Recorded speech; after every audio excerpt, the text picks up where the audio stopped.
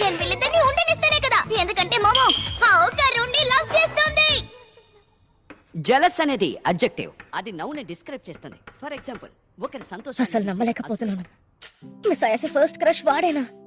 వాడంటే తనకి ఇంకా క్రష్ ఉందా? అంతేకాకుండా మిస్ అయాసేని వాడు మోమో అని పేరు పెట్టి పిలిచాడు. తను క్యూట్ గా ఉందని కూడా చెప్పాడు. అంటే వాడికి తనంటే ఇష్టమేనా? బ్యూటిఫుల్, కూల్, ఇటువంటివి కూడా అడ్జెక్టివ్సే. ఒకవేళ మిస్ అయాసే వాడిని డేట్ చేయడం మొదలు పెడితే నన్ను పూర్తిగా మర్చిపోతారు కదా. నేను తనకు అసలు గుర్తు కూడా ఉండను. మిస్ అయాసేగా నాతో ఒకటి గురించి మాట్లాడరు, ఎప్పుడూ వాడితోనే ఉంటారు.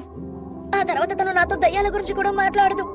ఇకపై మిస్ అయాసేతో నేను కలిసిలేనా?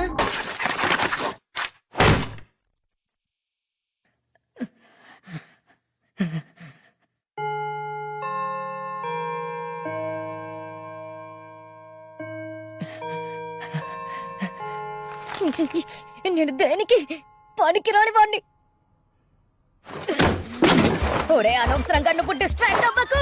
కమాన్, ప్రేమ దోమారి అనవసరంగా ఆలోచించకుండా నేను బలవంతున్నవడానికి నా ప్రయత్నాలు చెయ్యాలి.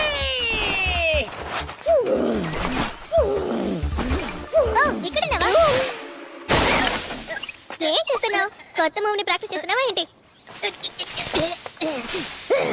మిస్ అయాసే, అవును మీరు లంచ్ తిన్నారా లేదా?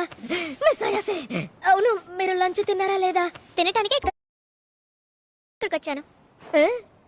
నువ్వు మళ్ళీ వింతగా ఏమీ చేయకూడదని నిన్ను చూడటానికి ఇక్కడికి వచ్చాను. నన్ను చూడటానికి వచ్చారా?